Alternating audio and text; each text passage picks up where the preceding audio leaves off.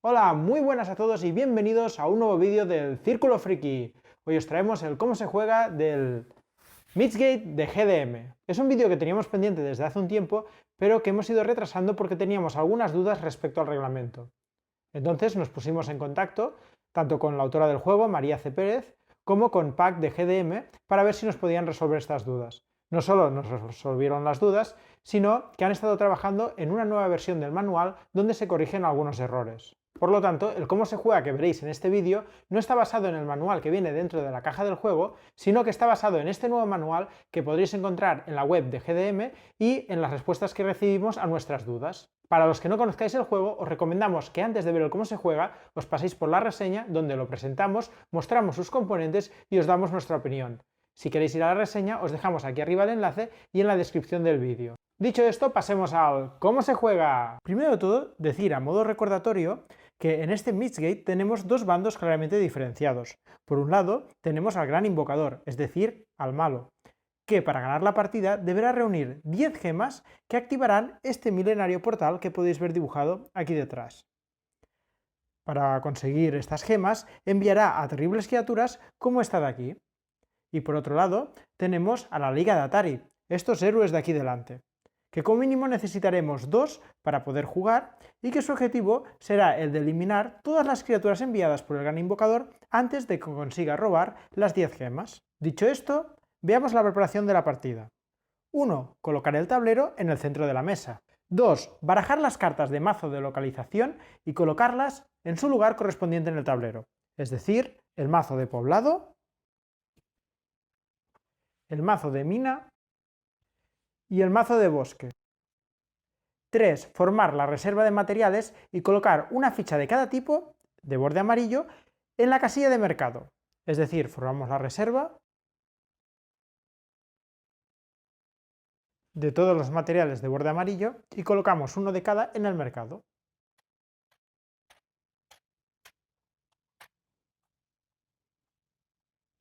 4. Colocar las 10 gemas en la cámara del tesoro.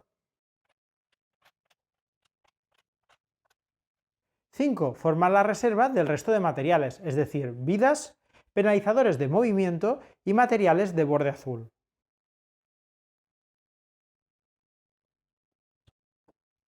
6. Cada jugador de la Liga Atari coge una ficha de personaje junto a su figura y su pieza de armadura. Colocaré uno aquí y otro aquí, para ver que me entre un poco en el plano.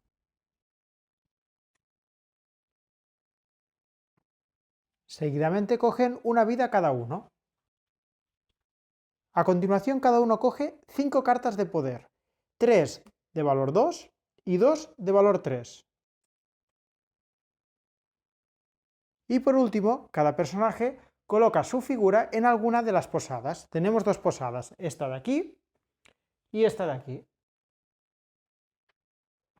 Podrían estar uno en cada posada o si quisieran los dos en la misma posada. Esto habría que hacerlo por todos los jugadores que hubiera en la partida. En este caso solo ponemos el mínimo, que es 2, para que nos entre todo en el plano. 7. Barajar el resto de cartas de poder y formar el mazo de robo. El punto número 8 consiste en preparar al gran invocador, que deberá coger su ficha de personaje, sus 4 fichas de habilidad, que las dejará por el lado gris mirando hacia arriba, su mazo de cartas específico de inicio, que son las 3 cartas que tienen el portal dibujado sin color, es decir, de color gris, son estas 3 cartas, y por último dejará a un lado el resto de cartas de portal, separadas en 3 mazos, un mazo con las cartas que no tienen ninguna runa dibujada, un mazo con las cartas que tienen 3 runas dibujadas y un mazo con las cartas que tienen 6 runas dibujadas. Y con esto ya estaríamos listos para empezar la partida. Pero antes de ver el turno de juego, expliquemos un par de detalles. Como podéis ver, el tablero está dividido en 4 zonas bien diferenciadas. El poblado, que es esta zona de aquí, la mina, que es esta zona de aquí, el bosque, que es esta zona de aquí, y el castillo, que es esta zona de aquí. Y cada una de estas zonas, a su vez, está dividida en diferentes localizaciones. Por ejemplo, en esta zona tenemos aquí una localización, aquí otra, aquí otra, aquí otra, aquí otra y aquí otra. El movimiento que pueden hacer los diferentes personajes dentro de una misma zona debe ser siempre atravesando un camino en perpendicular, es decir, así. Si tengo este, yo puedo ir de esta zona a esta, atravesando este camino en perpendicular. Y, por ejemplo, si estuviese aquí, podría ir de esta zona a esta, atravesando en perpendicular. Lo que no podría hacer, por ejemplo, es ir de esta zona a esta, ya que atravesaría en diagonal. Y para pasar de una de las zonas grandes a otra de las zonas grandes, hay que utilizar los puentes. Pero en este caso, las 4 casillas que tocan a cada puente se consideran que todas están adyacentes entre ellas y que puede ir de una a otra. Es decir, si yo estoy aquí, como aquí hay un puente, puedo pasar de esta zona a esta de aquí. Y tanto puedo ir de aquí a aquí como aquí. En este caso, como hay un puente, todas estas zonas, las 4, se consideran adyacentes. No se considera que hacer esto sea diagonal. Los personajes de la Liga de Atari pueden moverse por todo el tablero sin excepción, pero en cambio, las criaturas del Gran Invocador como esta no podrán nunca entrar en el castillo. Veamos también la iconografía del juego. Esto de aquí representa la fuerza del personaje, y en las cartas de esbirro representa la fuerza del esbirro, es la misma simbología. Esto de aquí representa las cartas de poder que podrá jugar el personaje para aumentar su fuerza en los combates. Luego ya veremos cómo funciona. Los esbirros también tienen cartas de poder que sacarán para aumentar su fuerza.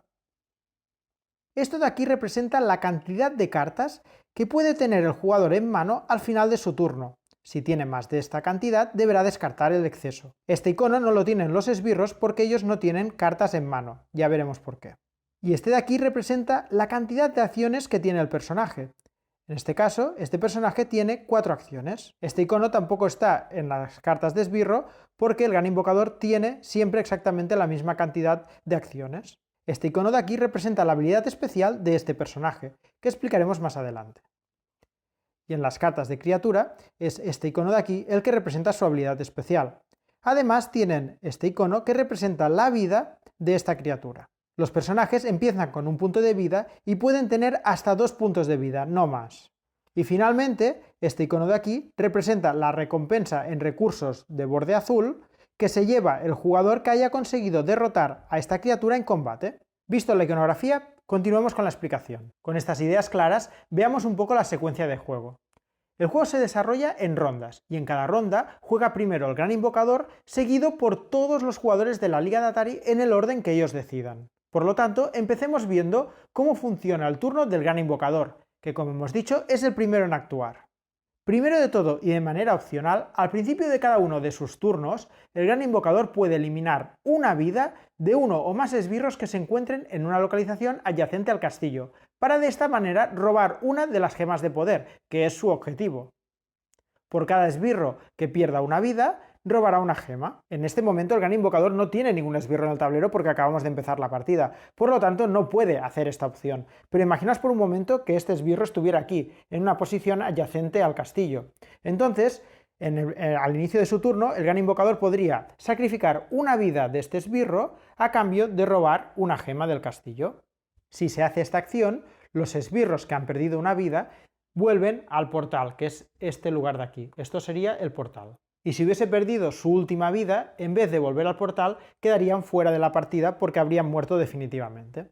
Seguidamente, el Gran Invocador, después de hacer esto opcionalmente, podría realizar tantas acciones como jugadores haya en la partida, incluyéndose él mismo. En este caso, como hay 3 jugadores, es decir, 2 de la Liga de Atari y él, son un total de 3 jugadores, por lo tanto tiene 3 acciones para realizar. Ahora explicaremos qué acciones puede hacer, y hay que tener en cuenta que al elegir las acciones puede elegir acciones que ya haya realizado. La primera acción que explicaré es invocar un esbirro, porque de hecho al inicio de la partida será lo primero que tenga que hacer, ya que no tiene ningún esbirro en el tablero. Para hacer esto, elige una de sus criaturas que tenga en mano, recordad que al inicio de la partida tiene estas 3, elige esta por ejemplo, y la pone en su zona. Esto sería la acción de invocar un esbirro. Entonces cogería la figura de este esbirro, que es esta, y la colocaría en el portal. Además, colocaría en la carta tantas vidas como tenga este esbirro. Como tiene este esbirro, lo pone en la carta, tiene 3 vidas, ¿vale? Lo pone aquí, tiene 3 vidas, pues le colocamos 3 fichas de vida encima.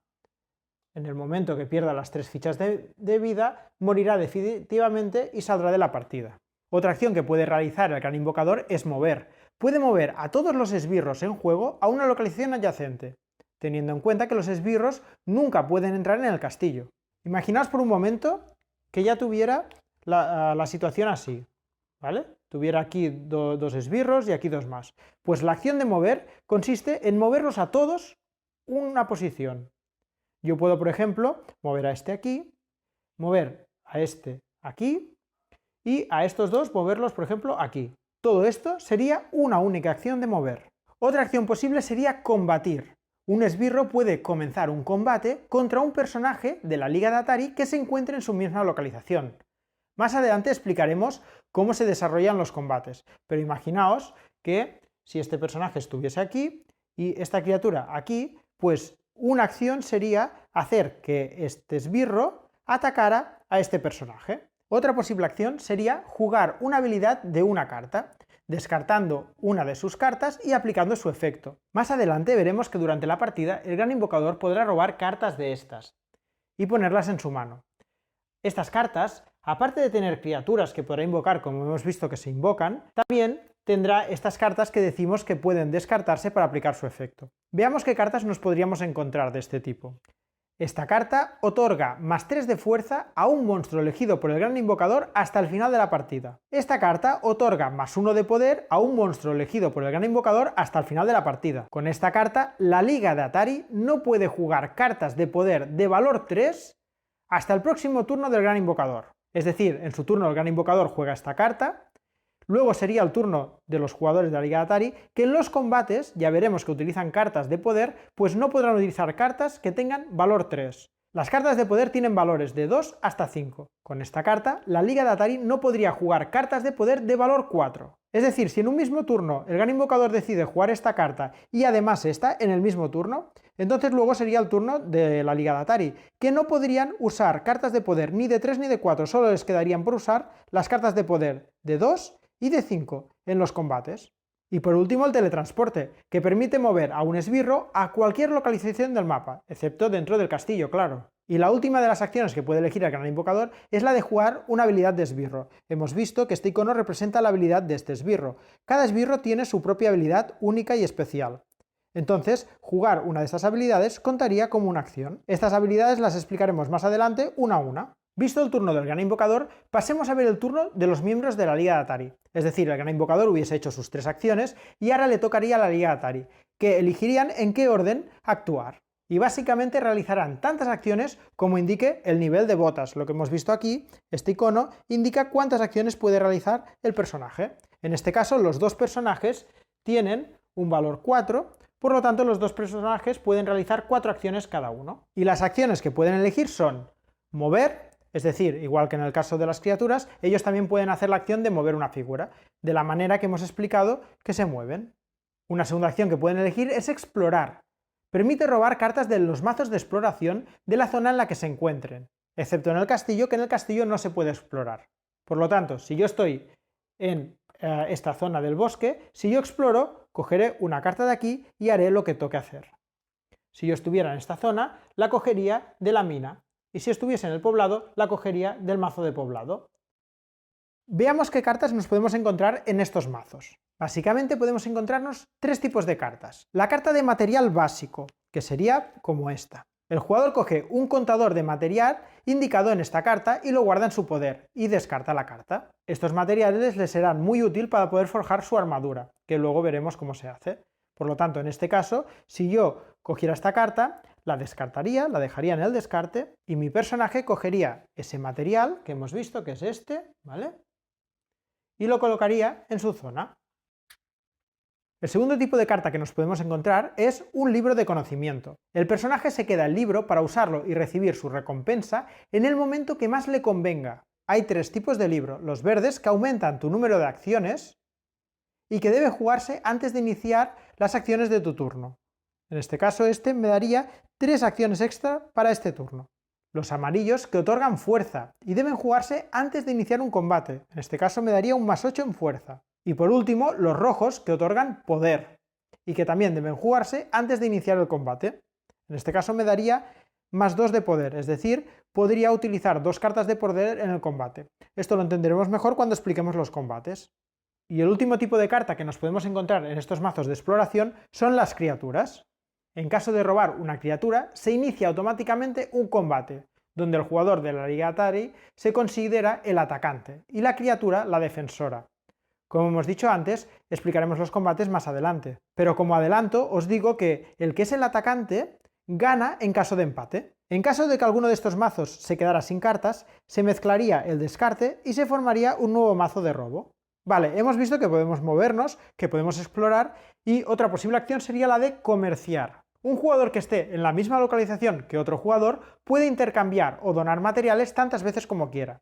Es decir, si tenemos a los dos jugadores en la misma localización, pueden intercambiarse materiales tantos como quieran. Si yo, por ejemplo, tengo este material y a ella le interesa más que a mí, se lo podría dar directamente. No hace falta que me dé nada a cambio, se lo puedo donar. Pero si ella tuviera algún material que a mí me interesa, también se lo podría intercambiar.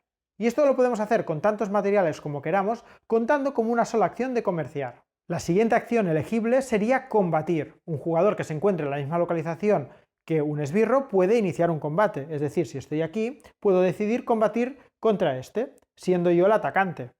Otra acción sería utilizar la habilidad especial del personaje, que se llama Ciencia Interior. Este personaje, por ejemplo, tiene esta habilidad. Y hemos visto que este personaje tiene esta habilidad. Luego explicaremos las habilidades, pero que sepáis que cuenta como una acción y que solo puede realizarse estas habilidades especiales una vez por turno. Es la única acción que no podemos repetir. En cambio, los esbirros sí que pueden aplicar sus habilidades tantas veces como quieran. Es una restricción únicamente para la Liga de Atari. Y la última de las acciones elegibles por la Liga de Atari sería la de utilizar las habilidades de territorio. Veremos que hay diferentes territorios en el mapa y cada territorio otorga algún tipo de habilidad. Veamos estas habilidades de territorio. Primero tenemos las posadas. Si estoy en una posada, puedo, si tengo menos de 2 fichas de vida, recuperar una ficha de vida y esto me contaría como una acción. Si estoy en el mercado, pagando una acción, lo que puedo hacer es coger uno de mis recursos, imaginaos que tengo este recurso, ¿vale? Cojo uno de mis recursos, lo dejo en el mercado y a cambio cojo el que yo quiera. Imaginaos que ahora me interesa este, pues lo cojo y lo guardo en mi zona. Después tenemos las forjas, que sería esta zona de aquí y esta zona de aquí. Si tengo a mi personaje en una forja, lo que me permite es forjar una armadura, descartando los materiales necesarios que se indica en la propia armadura. Aquí hemos visto que tenemos una serie de fichas de armadura. Estas armaduras permiten mejorar las habilidades básicas de los personajes. Hay dos caras de armaduras. Está la armadura más flojilla, digamos, la que te otorga una mejora inferior, y luego está la armadura más potente, que te otorga una mejora superior. Para forjar esta armadura debería gastar una acción en una forja, descartarme de estos dos materiales, es decir, debería tener estos dos materiales en mi poder, descartarlos y a cambio forjo esta armadura y la coloco en mi personaje. Como veis, ahora mi personaje dispone de esta nueva armadura que le otorga este beneficio. Es decir, en vez de tener 5 de fuerza, como tiene de base, ahora tendría 6 porque se le suma 1. Y en vez de tener 4 cartas en mano, como se indica en este icono, podrá tener 5 cartas en mano. Si ahora le forjo también el casco, descartándome de estos dos materiales, se lo colocaría y también tendría esta mejora de +1 en poder. Hay dos formas de forjar las armaduras. Puedo forjarla directamente pagando estos dos recursos y me forjaría esta armadura básica. Si quisiera y tuviera este recurso, que ya veremos cómo, pero en principio se obtienen derrotando a esbirros, si yo tuviera estos dos recursos en mi poder, podría directamente forjarme la armadura más potente. Pero también hay la posibilidad de forjarte la armadura básica y entonces para tenerla potente durante la partida únicamente debería añadir la azul, no la amarilla, ¿vale? Es decir, o pago directamente estas dos para tener la armadura fuerte directamente, o me construyo primero la básica y durante la partida aporto solo la azul para mejorarla y tener la armadura más potente. Y como última habilidad de localización tenemos los centros de poder, que son los que tienen este símbolo y que hay este y este. Si yo me coloco con mi personaje en uno de estos centros de poder, lo que puedo hacer es robar 3 cartas de poder y llevármela a mi mano.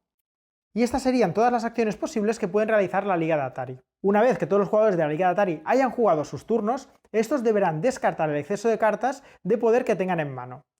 Es decir, recordad que este icono me indica cuántas cartas puedo tener en mano. Como he forjado esta armadura, yo ahora tengo 5 porque tengo un +1. Entonces puedo quedarme con 5 cartas en mano. En este caso, tengo más de 5 cartas en mano, entonces elegiría las 5 más potentes y descartaría el resto. Con este mazo, igual que pasaba con los mazos de exploración, si se agota, se coge el descarte, se mezcla de nuevo y se forma un nuevo mazo de robo. Y finalmente se iniciaría una nueva ronda, volviendo a empezar por el Gran Invocador. ¿Cuándo se acaba la partida? Hay dos maneras de acabar el juego, o proclamando vencedor a la Liga de Atari o proclamando vencedor al Gran Invocador. La Liga de Atari gana inmediatamente si consigue que el Gran Invocador no tenga ningún esbirro en juego. Es decir, si la Liga de Atari consigue en algún momento que no haya ni un solo esbirro en el tablero, gana automáticamente la partida. En cambio, el Gran Invocador ganará inmediatamente la partida si consigue robar las 10 gemas de poder. Recordad que para conseguir las gemas debe venir con sus esbirros a una posición adyacente, sacrificar una de sus vidas, el esbirro volvería al portal y una de las gemas se la quedaría el Gran Invocador. En el momento en que tenga las 10 gemas, ganaría la partida.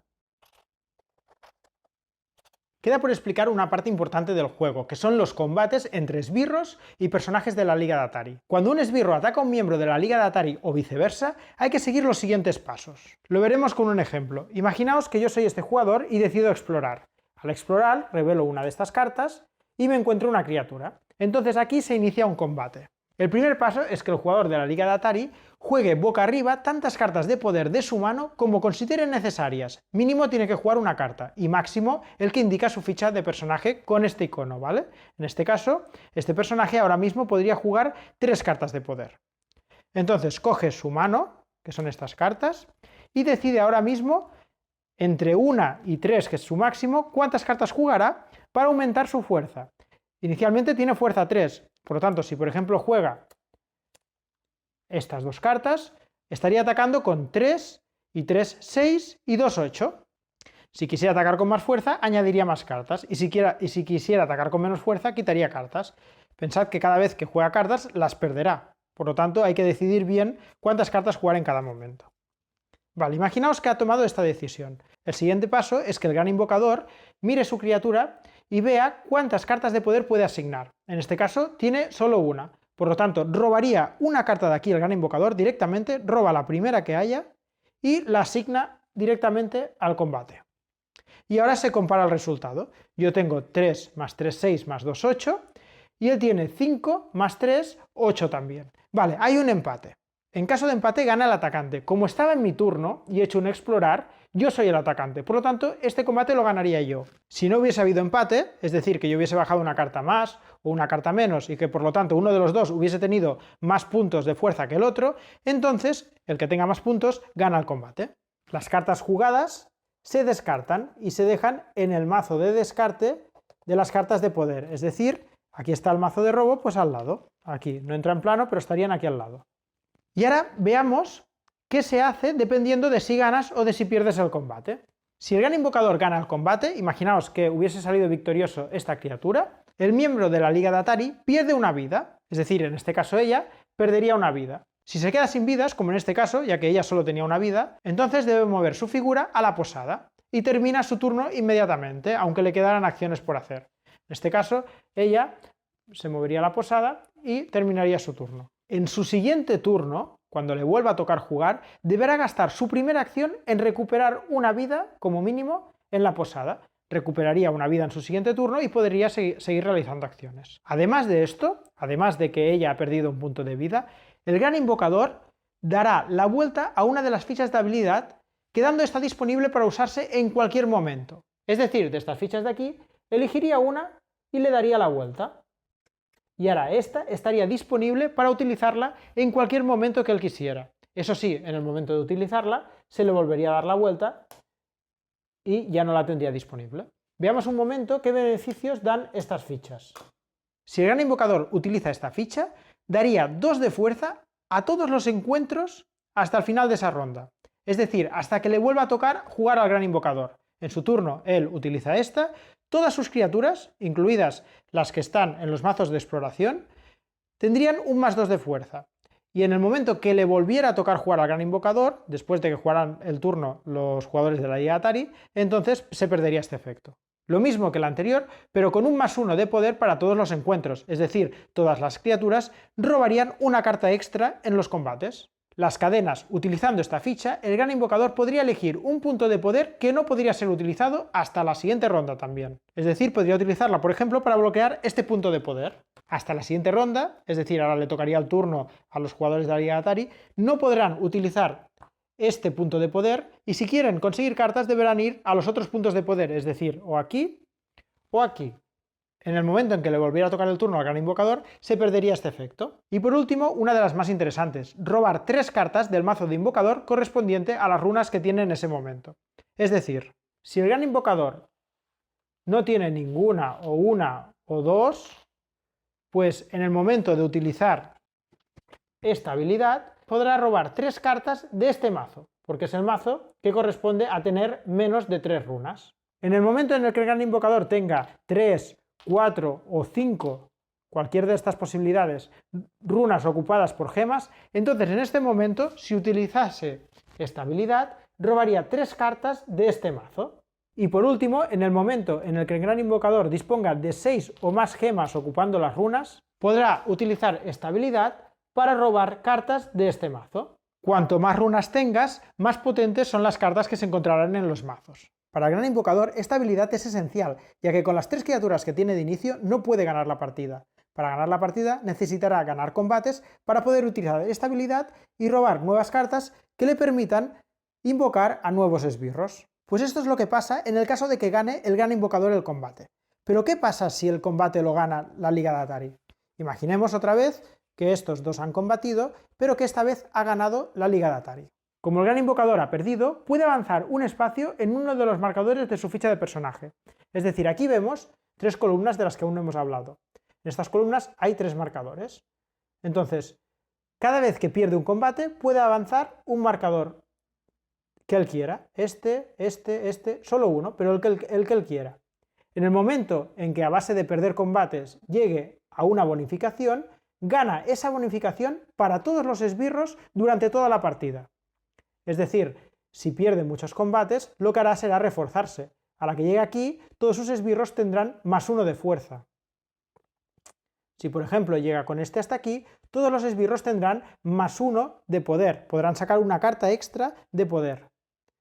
Y así, todo esto es acumulativo. Si llegó aquí, ahora tendrán +1 de fuerza, +1 de poder, más otro de fuerza, o sea, 2 de fuerza y 1 de poder. Y si llego a completarlo todo, pues imaginaos, tendría +1, +2, +3, +4 de fuerza y +3 de poder. Así que el gran invocador se refuerza mucho cuando gana, pero también se refuerza cuando pierde.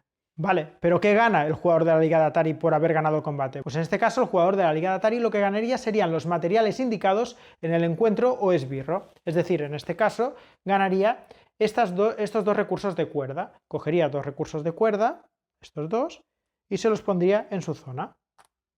Si en vez de pelear contra este, hubiese hecho un combate contra uno de los esbirros, por ejemplo contra este, ¿vale? Ganaría este recurso azul que le permitiría forjarse armaduras más potentes. Además, si gana a este tipo de esbirros, les quita una vida. Por lo tanto, si este tiene 3 vidas, si ella peleara contra él y le ganara, le quitaría una de sus vidas, con lo cual podría robar una gema menos este personaje, ya que cada vez que quiera robar una gema tendrá que sacrificar una de sus vidas.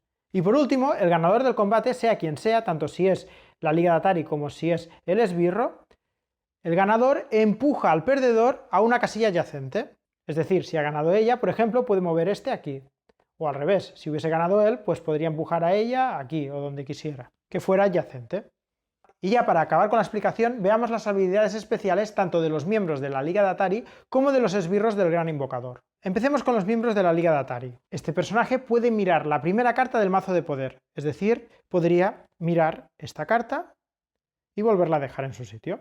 Este personaje, con su acción especial, puede coger 2 cartas de encuentro, elegir una para jugarla con su siguiente acción y descartar la otra. Es decir, este personaje gastaría una acción para coger 2 cartas de encuentro, por ejemplo de aquí, las miraría, decidiría qué prefiere, si obtener directamente este recurso o hacer este combate para obtener estos 2 recursos. Entonces imaginaos que prefiere pues esto. Entonces esta la descartaría, la dejaría fuera en el descarte y en su siguiente acción jugaría el encuentro y obtendría esta. este personaje puede recuperar la última carta de poder jugada. Es decir, si miramos el mazo de descarte de poder, él con su acción, gastando una acción, podría coger la primera carta, en este caso es un 3, y llevársela a su mano. Es muy interesante cuando hay 5. Por ejemplo, él podría combatir, usar un 5, dejarlo en la pila de descartes y en su siguiente acción usar su habilidad para recuperar el 5. Este personaje puede usar una acción para curarse una vida, o para curar una vida de un personaje que esté en su localización. Y este personaje puede forjar un arma propia en cualquier localización, o puede forjar un arma de un aliado que esté en su misma localización. Es parecido a la de esta, lo que pasa que esta puede curarse en cualquier sitio, no hace falta que sean posadas, y esta puede forjar en cualquier sitio y no hace falta que sean forjas. Y siempre, cuando están con un personaje, pueden hacerle la faena a ese personaje. Eso sí, recordad que todas estas acciones especiales de los jugadores de la Liga de Atari solo son una por turno, no pueden repetirlas en un mismo turno. Veamos ahora las habilidades de los esbirros. El Fénix.